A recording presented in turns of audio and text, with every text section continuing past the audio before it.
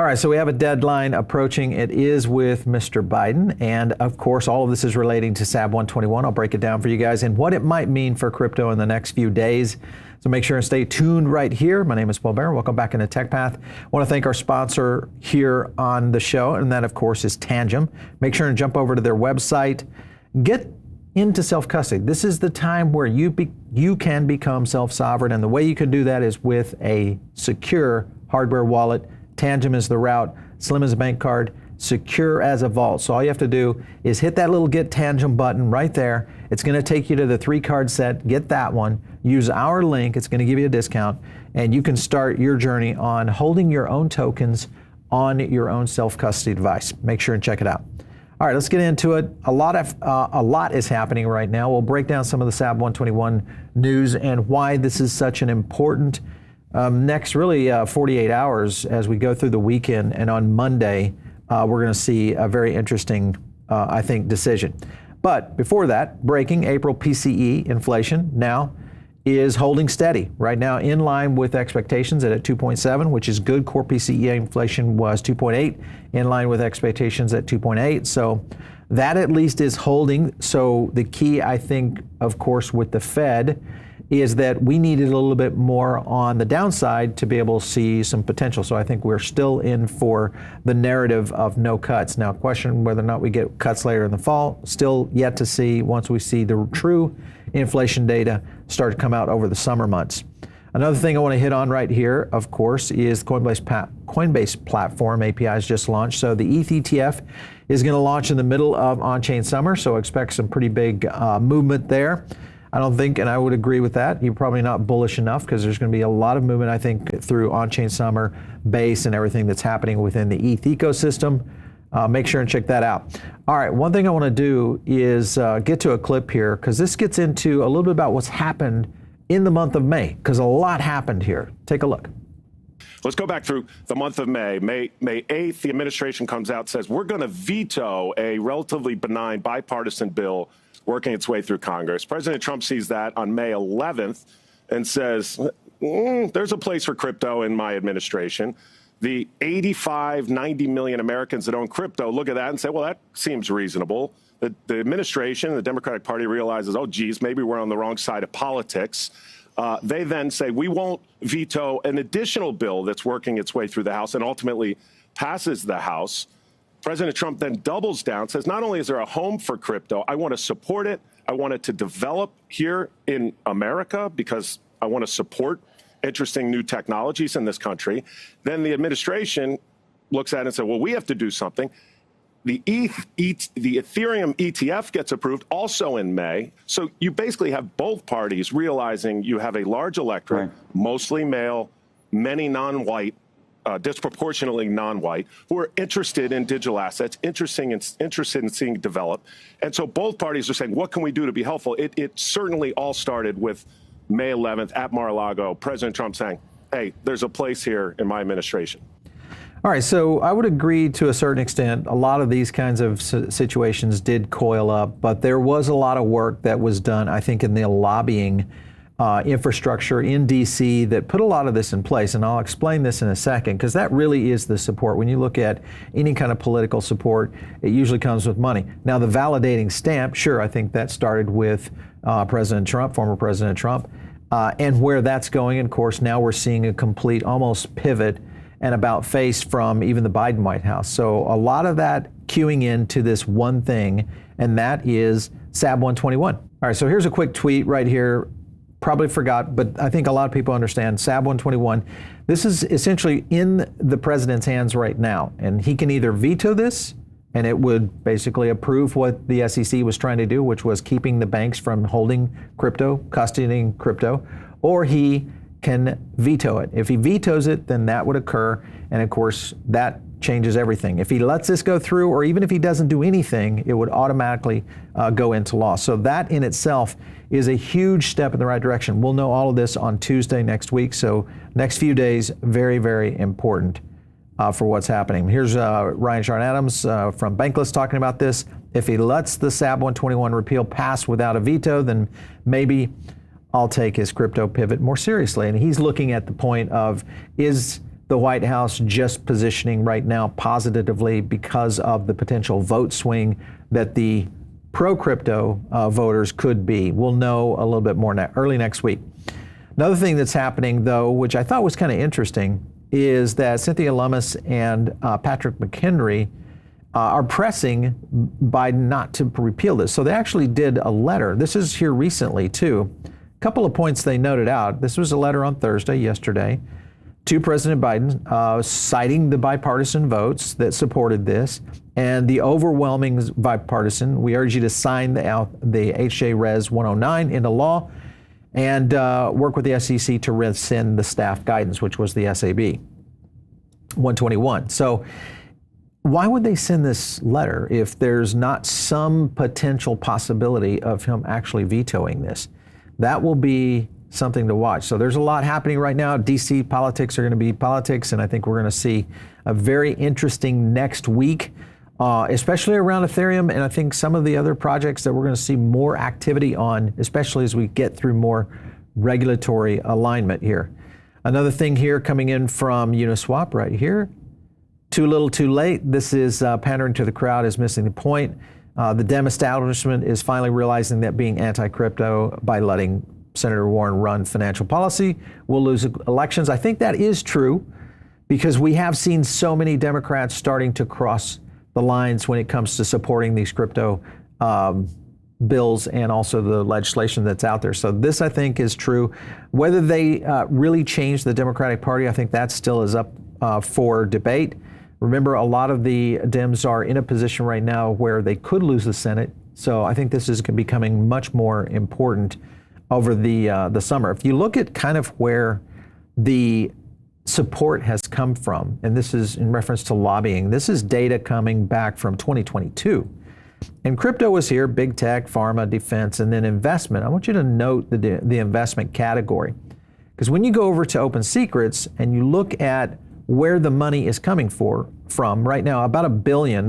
These are the current data points right here. Let me kind of zoom out on this for you guys so you kind of know what's happening. But these are the interest groups. This is 2024 right here. And you see right there on the top group, finance, insurance, real estate. You drop into that to take a look at the sector and you start looking at the companies that are involved in all of this is either Wall Street or big crypto. Let me kind of zoom in on that. So you have Susquehanna, an exchange, Citadel, Coinbase, Ripple, Greylock, Andreessen, that's A16Z, and so on. So a lot coming in from I would call it the staple financial support of the crypto side of things. And this is the biggest area of support. All right, so when you further look at where the money's coming from, you can kind of see the outside spending by super PACs. And you've got Make America Great Again. This, of course, supporting Trump. You look at the size of that, total raise right there, 109 mil. Then you go in and look further down here. Guess what? Fair Shake right there underneath it. And of course, Fair Shake is supporting a lot of what's happening in the crypto markets with mostly the finance side of the support. I want to go to another clip here real quick. And this is RFK talking a little bit more about Gensler and Trump's position on crypto. Listen in. What's your message in the context of the fact that Trump has now come out and said he's pro-crypto? I think listen, the more politicians, and Gary Gensler also came out, recently to do the ETF for Ethereum. And I think those are promising. Are they politically driven? Probably, but I'm not going to look into their motivations. I'm just happy they're doing it. We need to go a lot further. We need to make sure that we can get capital flowing into cryptos in this country. There have been 1,200 new cryptocurrencies registered in Switzerland. The collective value of those companies is $360 billion. All of those are registered there because of the hostility of this administration, the war that they've mounted on cryptocurrencies. The only way that we're going to resolve the debt crisis is with a new industry, and the obvious industries for doing that are blockchain and AI. And we need to make sure not to drive them out of this country. So totally agree with RFK on this one.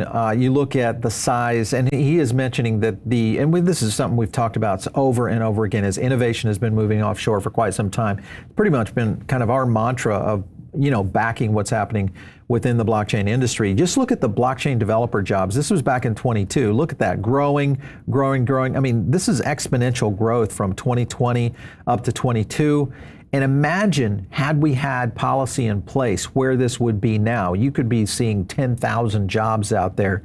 Now in 2023, very little activity. Of course, this means jobs. This means money and GDP. It means innovation, all of that potential starting to come back to the United States. But at the end of the day, we have to be able to really show it and not just do lip service to the industry, which is really just, taking the money from the lobbies and not actually getting things done. The good thing is we have a lot of movement in the right direction. Now, it's not done yet. All right, let's go to another clip here. This is just RFK talking about his chances. And he talks a little bit about, kind of his position against the two other candidates. Take a look. Let's you and I do a poll in October of you against President Trump and me against President Trump. We'll joint finance the poll, big group of people, and whoever does worse against President Trump will drop out of the race. And I'm happy to do that if he takes that deal. But I have 5 months and 5 days, and I'm beating President Trump and President Biden among people under 35 years. I mean, all Americans under 35. I'm beating them in independents, and I beat them in a lot of other cohorts. The one group that I don't do well in is with baby boomers. The group that I don't do well with is a group that never sees me. And so my job really over the next 5 months is to convince Americans to vote out of hope rather than vote out of fear. 80% of Americans say they don't want to have to choose between President Trump and President Biden. All right, so you guys can kind of see the landscape is shaping up kind of interesting. We are going to have an electrically charged summer for sure with these candidates. And remember, Trump gets convicted yesterday, 34 counts. This could change a lot of the polls going forward. It also could shift some of the center, because that's one of the things I look at is who controls the center. Is that Biden? I feel like he leans a little bit more to the hard left. Trump, I feel like, leans a little bit more to the hard right. You have, RFK kind of in the middle here, but who picks up more in the center is the question. After those convictions yesterday was with Trump, many people would look, all right, we'll see how he's doing now. Currently, campaign says it's raised another 34.8 million. Remember the website, I don't know if you guys saw this, but his website for his site in terms of their raising money went down because of traffic. So that was right after the event. And of course, you've got other things happening out here, and that is meme coins, political meme coins now starting to heat up after the jury found Trump guilty. You look at what's happening with one of the meme coins that's right out there, which is just Trump. This, of course, is the 7-day. You can see it just taking off right here. So again, what's the real state of the United States in terms of how people are looking at the candidates, especially when you're thinking pro-crypto? And who are you going to vote for? Let me know down in the comments. I always love to get you guys' feedback. I want to go to another clip here. This gets into Mr. Deaton. John Deaton going head to head with Senator Warren. This is something that may actually change the face of the race. Take a look. So assuming you do, can you realistically beat Senator Warren on that turf? 64% of voters in Massachusetts are independent. She has a 41% approval rating. She came in third in the Democratic primary. She couldn't even take second place in her state. In the state. Which proves with the right candidate, she will be beat. And I am the right candidate. But Warren had at that point 17 million. How do you compete? Well, actually, right now, I outraised her in the first quarter, even though I only had half of the time. She has 4.2 million in the bank last reported, and I had 1.3. So I'm behind her, but not behind her as many would think. But she just issued another letter, specifically a crypto tied to the fentanyl trade. So she is staying in the crypto headlines Apparently, today. Crypto is to blame for everything. And her focus on crypto proves that she is now the #1 lobbyist for the banking industry in America. The White House today pivoted on crypto, said now all of a sudden they want to work with the crypto industry. So the good news is she's losing. It's going to be her and Gary Gensler is going to be the entire anti-crypto army. But as I mentioned, you also have a primary coming up. What's your prediction for how you do That's September 3rd, is that right? Yes, and can tell you I'm very confident that I'm going to be the Republican nominee. And you want to know who else is confident I'll be the Republican nominee? Elizabeth Warren. She also called me a threat to democracy and all this other kind of nonsense, but I got her attention. She got up, uttered my name, started making jokes with her friends about me. So I have her attention. I will be the nominee, and I'm telling you, we're going to shock the world. I'm going to retire Elizabeth Warren. I feel it in my core. I love John. He's been on our show many times. I'm a big fan of Deaton and what he's doing. And what he stands for really is just freedom. I think that's the whole concept. If you guys are not behind him right now, and they're not, the campaign is not paying us to insert this at all. This is just us looking at the landscape. If you understand what's happening in crypto, you understand that Senator Warren is most likely the arch nemesis, and this is one that we have to displace. Deaton is right now the number one potential opportunity, so get out there, donate, help them out, because even if you're not moving in Massachusetts, I think this is one of those times in our chance where we get to actually make a difference out there. So if you're not part of the Diamond Circle, get in right now. It's a great place to get additional content. We do an email daily. It goes out with additional material. Sometimes it does not make it here on YouTube. Also, if you're not part of my Twitter audience, all you have to do is follow me. It's on X, @Paul Barron. We'll catch you next time right here on TechPath.